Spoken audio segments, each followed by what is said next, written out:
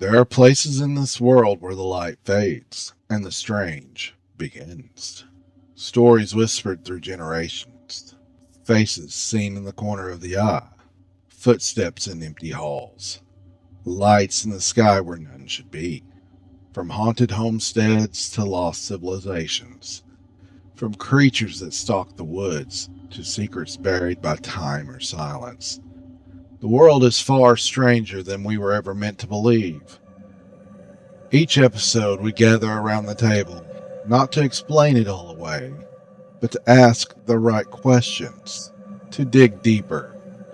Join Sean, Craig, and myself, Richard, as we journey into the forgotten, the forbidden, and the flat out unexplained.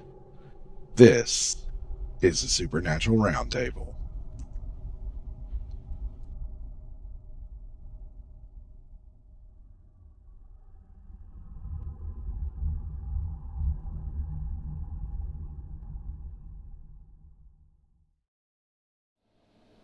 Officially titled Operation Overcast, the United States government brought over 1,600 scientists, engineers, technicians in a 14-year span of time. With this operation, there are a lot of controversies. The major one being that some individuals had direct ties to atrocities. These German specialists with ties to the Nazi Party were brought over to help create a technology technical advantage over the Soviet Union during the Cold War.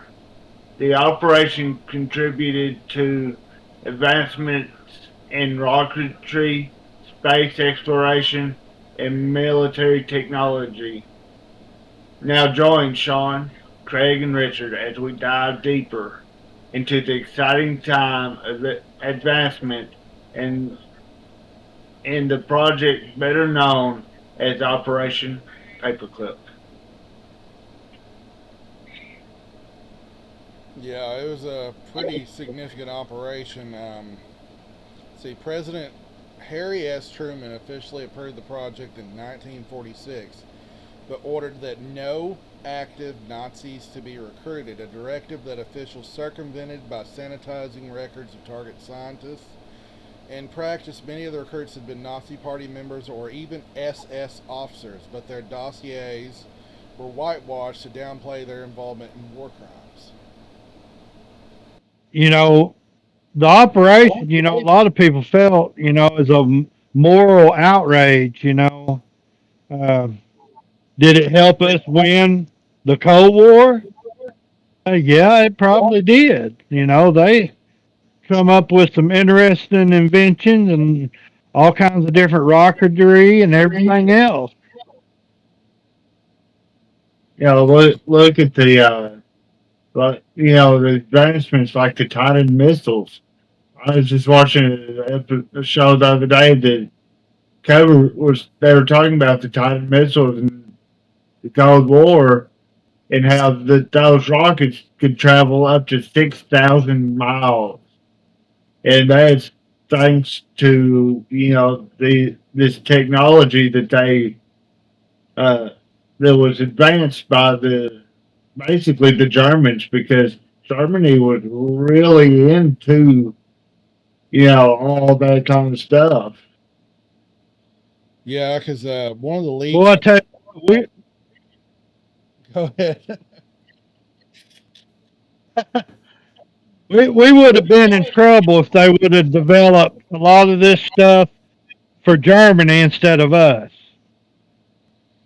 Germany's downfall, a lot of it was the fact they didn't have the resources that we did. Um, like a lot of the German military at the time when we arrived were still operating on horseback, and then they were shocked when we showed up and everything we had. There were no horses on our end. It was all mechanized and motorized. So we had the, Right. the technical capabilities to do a lot of this stuff. I'm just gonna read this. Yeah, right and here. go ahead. Well, I was gonna say one of the more famous ones. Wernher von Braun was. He was a German rocket engineer who helped develop the V2 ballistic missile that they used to shoot at England during the Blitz.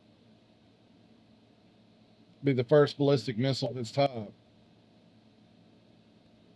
And he also was involved in making the Saturn rockets that put America on the moon, right? Yeah, let's see here. 1960s, he became the first director of the NASA's Marshall Space Flight Center and chief architect of the Saturn V moon rocket. Um, Well, Right. they claimed that we went to the moon anyway. yeah. But he was instrumental in Another Apollo program. conspiracy theory. Yeah. But he was instrumental in the Apollo program in 1969. But he was also technically considered a U.S. citizen at this point and a national celebrity, and was claimed to be the founding father of American space exploration. But here's it where his legacy is a little bit more tarnished. Well, not tarnished, a little bit. The man, he built his V2 rockets on the back of war prisoners and slave labor during the war. Well, I know Germany is really criticized about having the concentration camps and stuff like that. But here in the United States, we basically almost did the same thing with the Japanese. And, you know, talking about free labor and stuff, we had them encampments, and actually one of them was over around Fort Smith, if I remember right, where they had pretty much anybody that was Japanese or Japanese descent was kept there. So they had plenty of people that they could use to help build stuff, and they're pretty smart as well.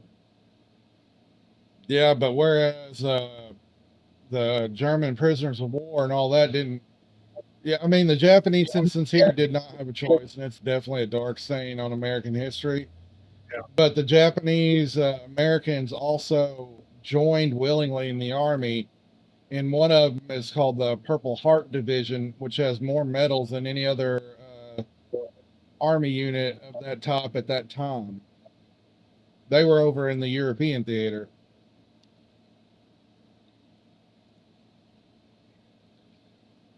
But anyway, like the whole Operation Paperclip and all this, yeah, it propelled us through the Cold War, but it was also built on the back of a lot of Nazi members and a lot of knowledge that we got from World War II that was not very not very clean. Let's just say that.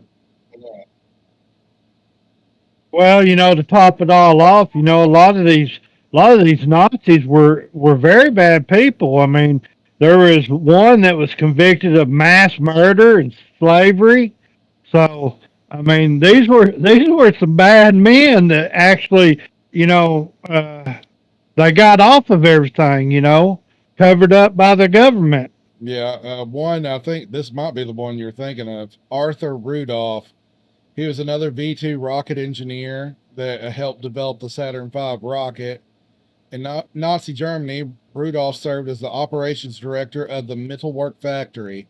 The underground plant mass produced V2 rockets using enslaved concentration camp labor. It is estimated that over 20,000 died from exhaustion, disease, beatings, and hangings by the SS during this time.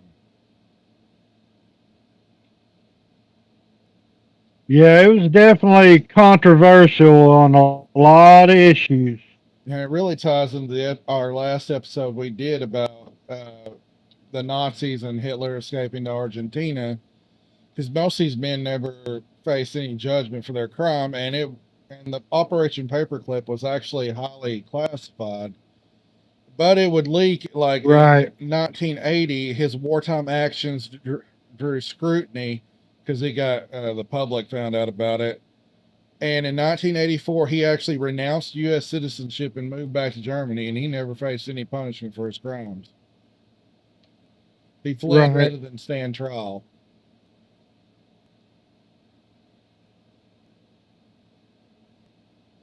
Yeah, there was definitely a lot to it, a lot of people, they even said it broke the moral standard of the United States. You know, Well, we're going to get into that too.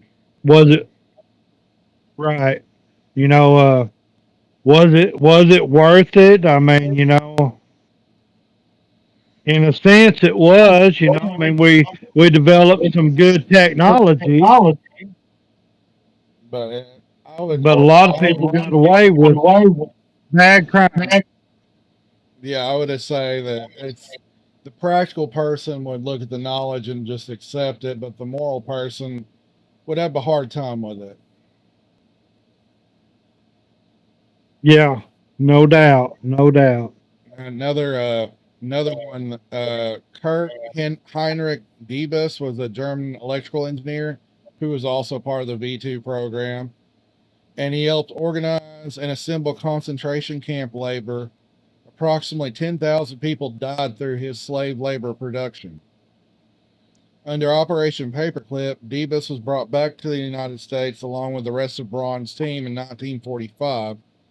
For several years, he worked at the Army Missiles Project, and when NASA was formed, he was tapped to direct launch operations for the Apollo program. So that's 10,000 people that died under his watch, roughly. He also guided the Right. Kennedy Space Center through the moon landing missions, and he helped start the Space Shuttle program. He was a naturalized U.S. citizen. Only many years later did NASA quietly confront Diebus's history. In 2023. Amid public pressure, the agency removed Diebus's name from the KSC conference facility and officially acknowledged that its celebrated launch chief had been a Nazi SS officer involved in wartime atrocities. But he also escaped any kind of punishment. Right. Well, I mean, you even go on and I guess I guess you could dive into this about this Unit 731. Yeah, I was going to get to that here a little bit later after we get through But all this.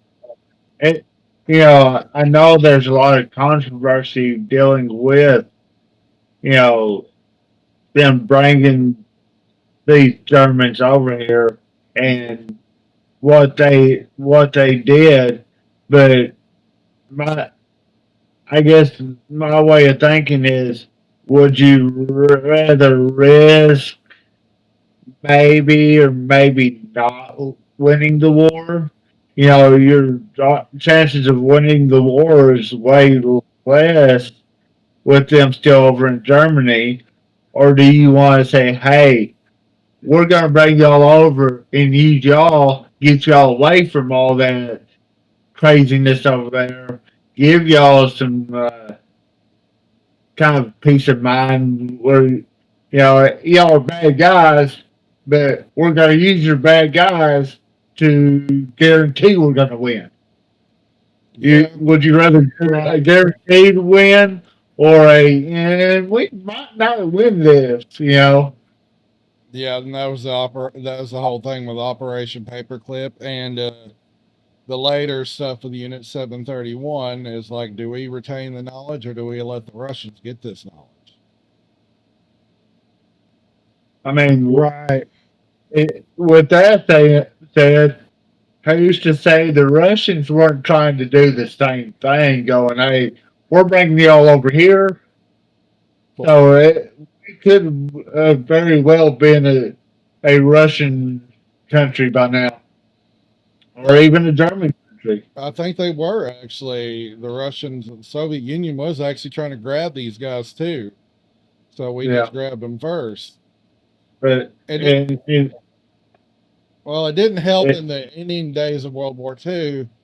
The German armies advanced towards our front to surrender instead of surrendering to the Russian army because we treated our prisoners better than they did.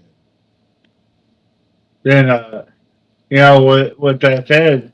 You know, yeah, Russia is pretty freaking close to the United States anyway.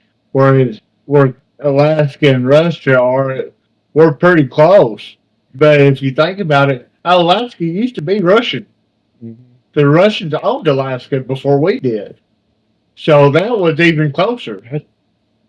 So you know, You still see some I, Russian I, architecture there. I'm not going to say that they wouldn't have tried to take over, you know, more than what they got. I'm going to go ahead and go into another Nazi scientist, Dr. Kurt Blom. I think I'm saying his last name right. He was a Nazi biomedical scientist who played a leading role in Hitler's biological warfare and medical experimentation program. He was in charge of researching biological weapons. He even admitted to horrific human experimentation. Blom's staff conducted deadly trials on concentration camp prisoners, including inducing plague, typhus, and even cancer by deliberately infecting inmates. In 1947, he was actually prosecuted in Nuremberg doctor's trial for war crimes, but he was in a very controversial outcome, acquitted, then came to work for us. So it sounds to me like special operations rigged that trial to get him out. More than likely, I mean, the U.S. government, they definitely wanted them on our side.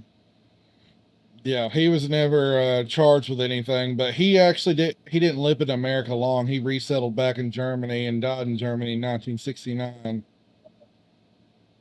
Right. Let's see. There's also Hubert Strughold. But he was an aviation medicine researcher, which I didn't know was even a thing. He would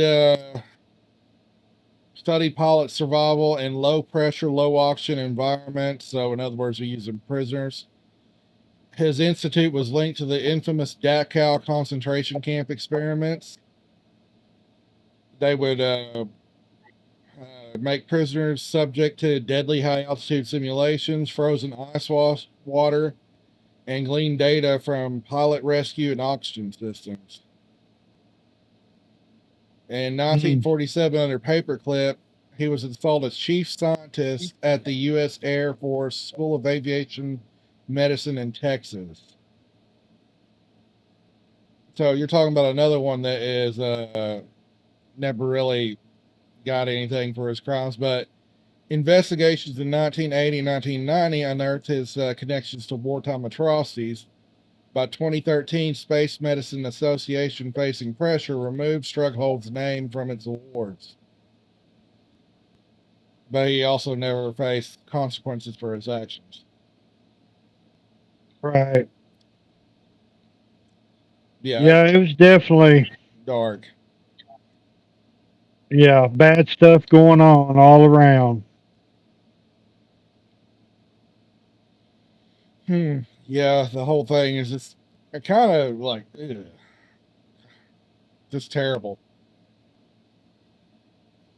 Like, I don't, I understand the point of it, but like another one, Walter Schreiber, who was a German military physician.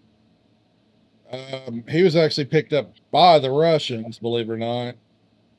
Um, but for an example of his stuff, a Polish woman was injured at Ravensbrück, and Schreiber examined her and then deliberately infected her wounds with gangrene to see the effects. Lovely. Boy, Yeah. that sounds like about some of the experiments that was going on at Unit 731.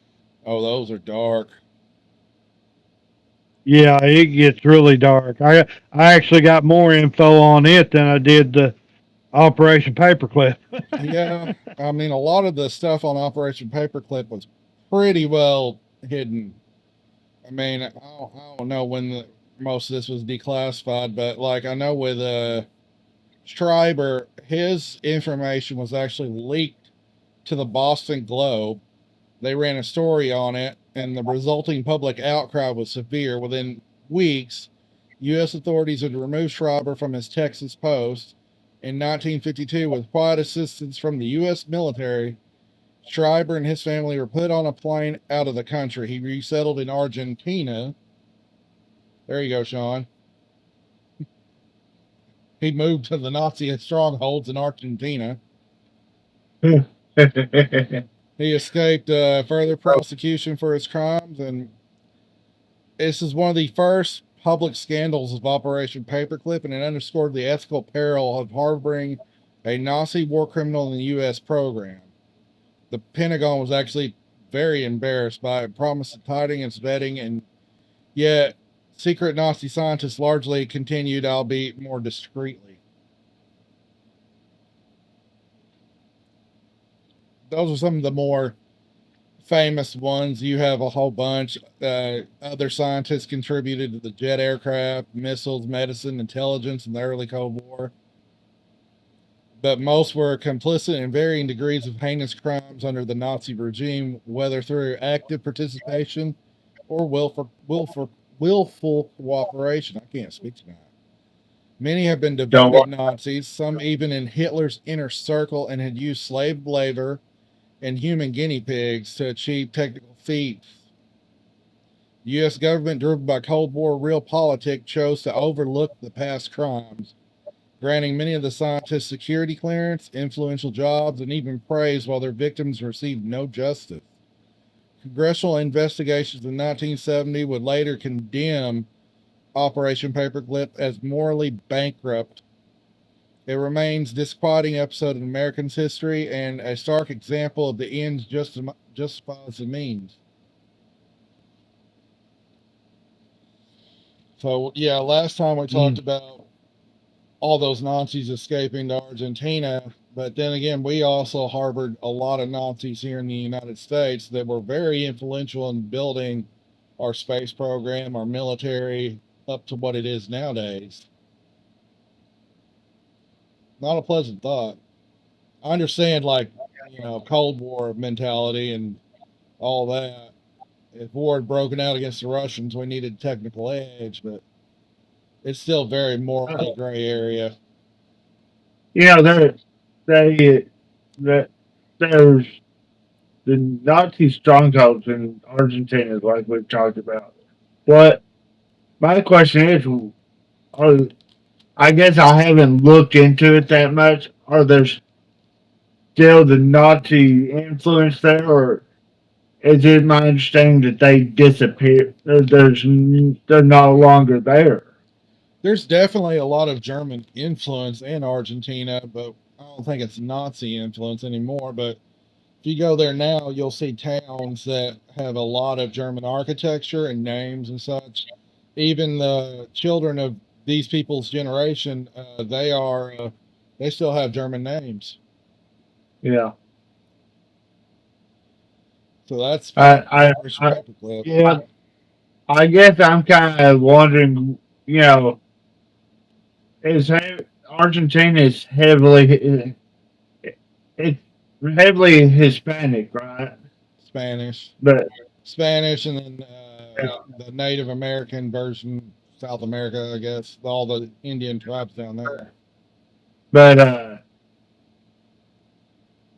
it's basically them two, basically those two races, really. I mean, there's others down there, I'm sure, but Yeah, there is.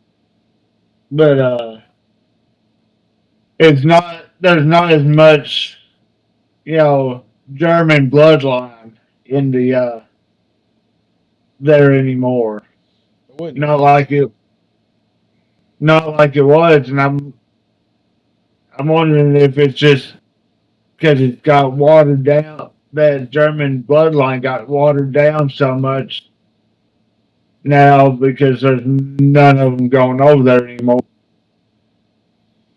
Maybe. My mind's, I'm just kind of, I'm tired and my mind's going in 1,000 different directions thinking about stuff.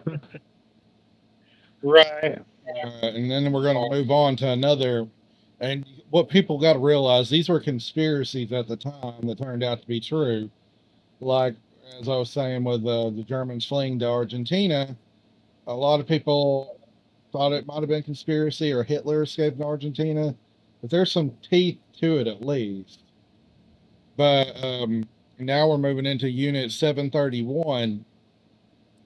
Not a lot of people get This is dark. very dark. Not a lot of people talk about the Japanese war crimes that happened in the Pacific during World War II. And Unit 731 was a secret research and development unit of the Imperial Japanese Army that operated between 1936 and 1945, dedicated to biological and chemical warfare. Officially known as the Epidemic Prevention and Water Purification Department of Kwantung Army, it was in reality a cover for some of the most notorious war crimes of the Second Sino-Japanese War and World War II. Unit 731 conducted lethal human experimentation on a massive scale, including live vivisections, disease injections, testing biological weapons on living people. Under the command of Surgeon General Shiro Ishii, this division inflicted horrifying atrocities in the name of science and war and resulted in the death of tens of thousands of civilians and prisoners alike. This Well, says, you know, but go ahead. I was just going to say that while I'm reading here, and if it looks like I'm doing other things, I'm kind of pulling up some stuff as we're going. It says that, as far as their this unit goes, that these tests dehumanize and to the subjects were referred to as logs, so they weren't even calling them humans; they were calling them logs. Basically dehumanizing their, for lack of better words, victims. Yeah, and the Japanese were well known for that kind of thing during World War II. Well, I found something interesting here. That states that the estimates vary, but between 1936 and 1945, roughly 14,000 were murdered in Unit 731. And that's An just estimated 200,000 died from infections and illnesses caused in Unit 731. Yeah, and we're just talking about one unit of the Japanese army. We're not talking about Japanese army in its entirety because they were already under the impression that everyone was lesser than they were. And I'm not going to say that the Japanese are like this today, but No, back then, during World War II, a military whose soldiers were willing to kill themselves to take out as many people as they could is a military to be feared. I mean, what extent would they go to take out as many people as they could? boy, I would not have wanted to been like, when they attacked Pearl Harbor, I would have been scared for my life seeing that just plain dive bombing. How scary would that have been knowing that there's an army that was willing to do that? well, they also lived. They were followed what they called the Bushido Code, which was samurai back in the day, but they lived by the code of Bushido. And if you surrendered, you Right. willingly gave up your honor, and you are therefore less than human, and you deserve to die. So prisoners of war were not looked well upon. They didn't look well upon the other Asian communities. They committed horrible crimes like the uh, YouTube's going to hate me for this. The rape of Nanking was one, where they were butchering an entire city of Chinese. It was so bad that a German diplomat who was a card carrying member of the Nazi Party sheltered Chinese citizens in his walls to protect them. That should tell you the scale of the atrocities and how much they were willing to commit. Well, I mean, it said this Unit 731 was responsible for the most notorious war crimes ever committed. Quite possibly. That's saying a lot right there.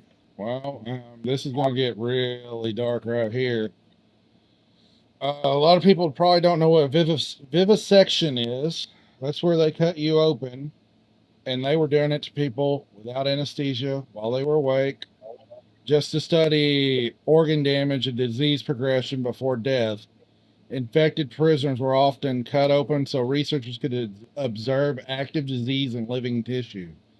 Testimonies describe Mm. victims screaming as they were being dissected until a gag or a rag was stuffed in their mouths to silence them.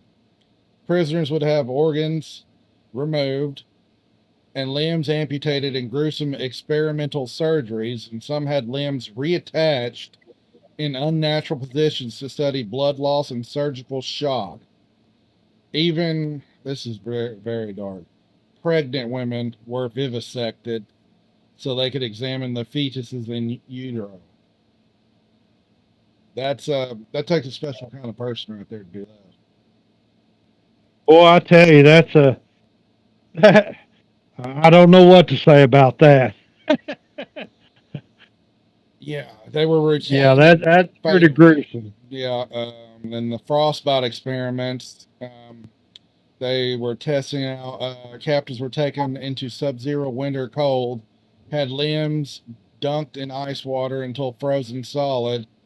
Then the lead scientist would strike the frozen limbs with a stick, producing a sound like plank wood. To confirm they were ice solid, he would then experiment with various methods of thawing, such as dousing the victim in hot water, exposing to an open fire, to observe tissue damage and possible treatment. Sometimes victims' fingers were Boy, intentionally frozen and then infected and allowed to develop gangrene. They would leave prisoners outside in negative 40-degree cold and film it. golly. Yeah, they was into a lot of stuff. I mean, can you imagine, this hypobaric pressure chamber testing? I mean, imagine what went wrong during that. Yeah, that So was. I'm looking here I'm on Wikipedia right now. They did a study on syphilis as well, and it read what is written here. It said unit members orchestrated forced sex acts between infected and non-infected prisoners to transmit the disease, as the testimony of a prison guard on the subject of devising a method of transmission of syphilis between victims shows. Mm, It's brutal bullshit, yeah. basically. And another thing, my freaking laptop's about to die, of course. Another thing they would do is plague bombs and germ warfare. They were breeding massive quantities of Yersinia pestis, which for normal people won't know what that is, but other people, the Black Death. They were manufacturing the Black Death, Right. one of the deadliest plagues to ever affect mankind. I mean, it wouldn't be as deadly today because we got the medicines for it, but they were purposely developed ceramic cluster bombs to keep fleas infected with it alive upon the explosion and dispersion. And they would drop them over Chinese villages and cities such as Ningbo and Qingdi in 1941. These attacks caused outbreaks of bubonic plague, cholera, anthrax, and other diseases over entire regions. One estimate these biological attacks killed at least 400,000 Chinese civilians. You're talking about uh, these biological things.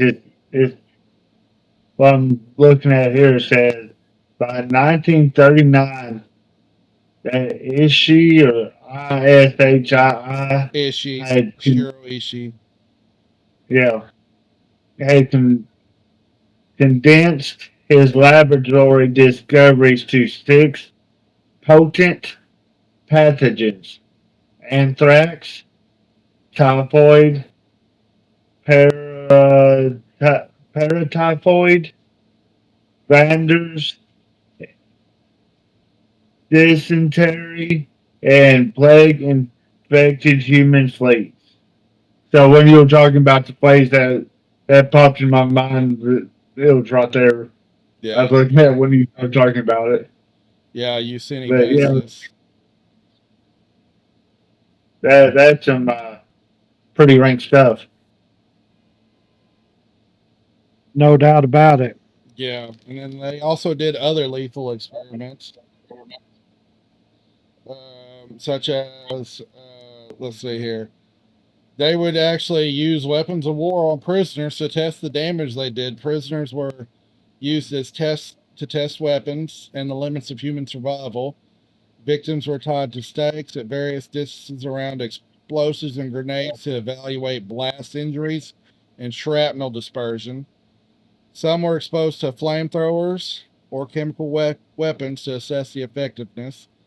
One experiment aimed to improve battlefield surgery. Chinese prisoners were deliberately wounded with bomb blasts. Those that survived the initial explosion were then subject to often fatal surgeries or vivisections to practice surgical techniques on living injury models. Yeah, they would also electrocute the hell out of them, dehydrate them to death. Uh, some had animal blood transfused into them to observe the transfusion reactions. Others were injected with lethal poisons and chemicals, or forced to inhale toxic gas in gas chambers. Unit 731 and its facility have often earned the comparison of the Asian Auschwitz due to the scale of human atrocities. And 731 was not the only one doing this. There were other units. There was a sister unit at least called Unit 1644. So this was happening on a pretty wide scale, like the German death camps. But here's where we get into I the didn't know about that one. yeah. Here's where we get into the dark stuff, like Shiro Ishii. None of these, none of these people stood trial for what they did. None of them, because we brokered a deal. We gained all their medical knowledge they picked up in these tests for their immunity. So that's dark as hell. Like Shiro Ishii, the founder and director Right. of 731. Let's see. He thought he was on a God-given mission to save lives and did not apply to the victims of his experiments. He died a free man in 1959 from throat cancer. So he escaped justice, you know. His second in command lived to 1986, never faced any punishment for what he did. Another one, most of these guys lived until they were in their 80s, never faced trial for any of it because we gave them immunity. So we could actually have all the data that they collected. Now, a lot of our medical doctrines now are based on what they collected. They did, dark as it Right. is to say, they advanced medical knowledge by leaps and bounds doing this, but it makes you wonder if the price is worth it. But Yeah, it's kind a lot of people lost their lives. of Go ahead. it's kind of like saying, you know, how's that go? The loss of one for the greater many. You know that they killed a few. Well, I mean they killed a lot of people, it but still it's less than what the population of the world was, and what they took, the people that they basically tortured ended up helping a lot of other people. Help in the end. Yeah, I understand they went to help other people, but dear God, I mean, there's no one from What? Unit 731, no prisoner that lived. They killed them all because they Yeah. had a policy of no prisoners left I alive. mean, could you imagine? Could you imagine what would be on your mind if you was one of their prisoners? I mean, it'd be horrific. You're gonna die. It just depends on how brutal you're gonna die, because no prisoners lived it, lived through it. And Right. here's the cover up. Unit 731's atrocities took a back seat to the Cold War. The United States occupying Japan made the controversial decision to shield Unit 731 members from prosecution. In exchange for their research findings, while we didn't bring them to America, we got all their data. This effectively became the immunity deal that spared Ishii and his colleagues from war crimes. Douglas MacArthur, Supreme Commander of the Allied powers in Japan, oversaw the arrangement. In late 1945, uh, MacArthur realized the Japanese had amassed extensive data on human pathology and germ warfare that the U.S. did not have. So they took the information and gave them immunity deals from it. So, But if you think about it, we blew the hell out of them too. yeah, I mean, we did for sure. We took that German technology and blew them up. But here's the terrible thing: we also paid them. The amount totaled 150,000 to 200,000 yen, equivalent to millions of yen today, as incentive for full cooperation. So not only did they escape, they got paid for it.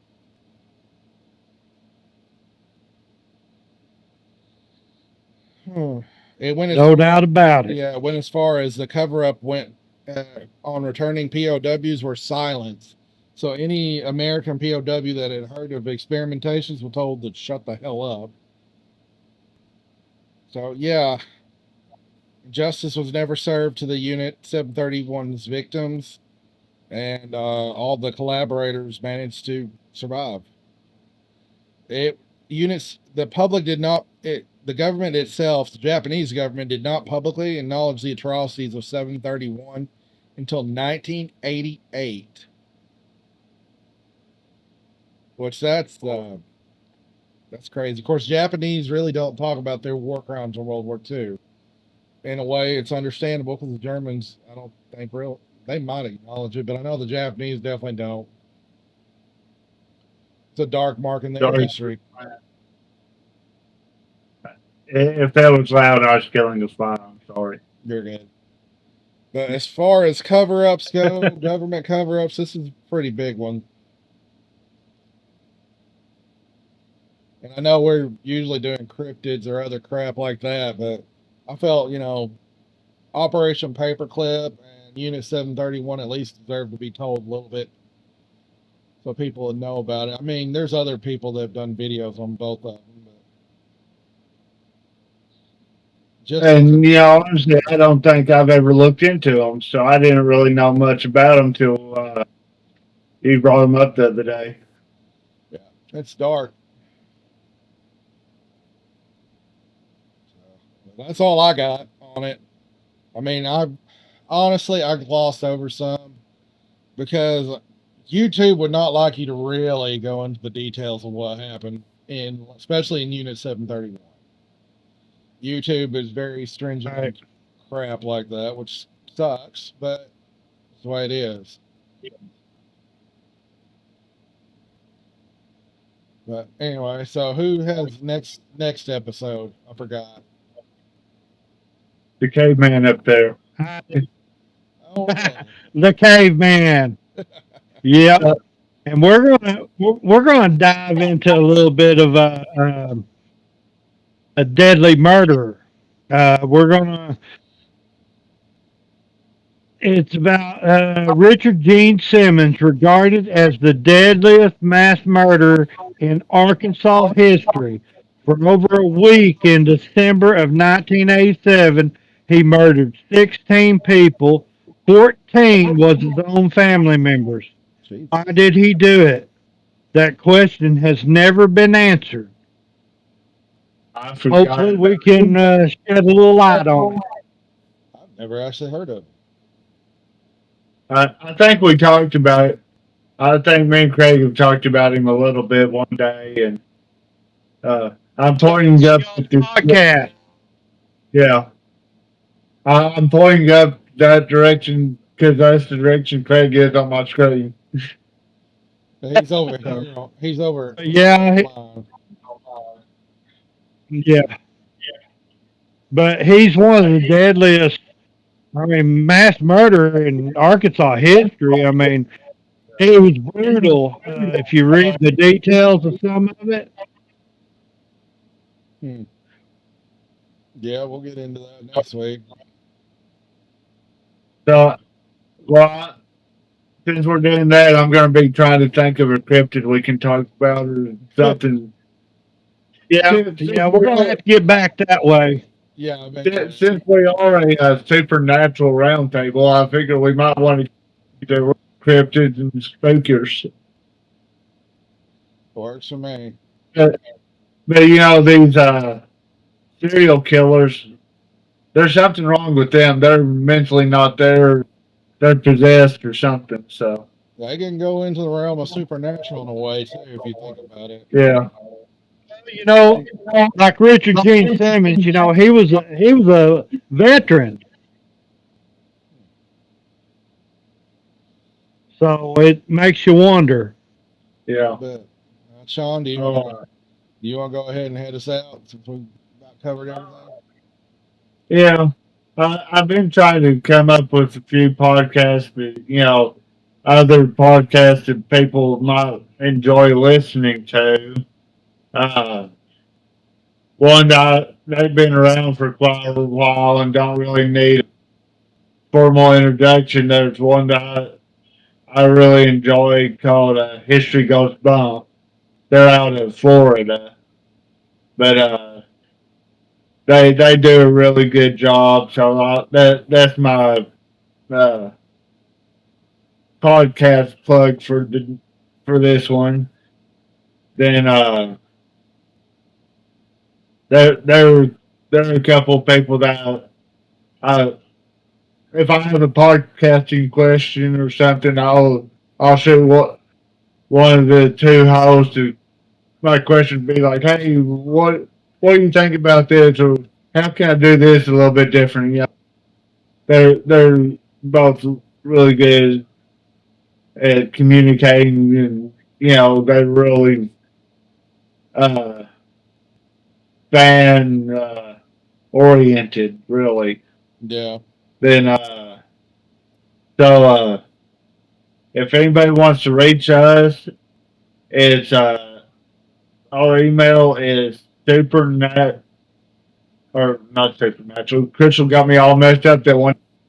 You ain't been the same since. Paranormal Adventures 2 at gmail.com. Then we've got the Paranormal Adventures with Sean and Crystal Facebook. Then I'll let y'all plug y'all's Facebook thing. Well, we are on Facebook under the Arky Squatchers. You can find us there. And of course, our YouTube page, Supernatural Roundtable. So, I think that's it. Then, And everybody, please like us, subscribe to us, help us grow. We sure appreciate your support. give a heads up to everybody. Crystal and I's next episode is going to be on the Wendigo. So that's going to be our kind of cryptid for the. We're going to do that this week. So that's going to be our cryptid of the week. That's So anyway, we're good. Sounds good. Some stories end in truth, others fade into the shadows unanswered. But the search never ends. Not for us, and not for those still listening out there in the dark. If you enjoyed tonight's journey into the unknown, be sure to follow us on your favorite platform and share the show with someone who still believes there's more out there. Until next time, keep your lights low, your mind open, your feet out of the shadows. This has been the Supernatural Roundtable.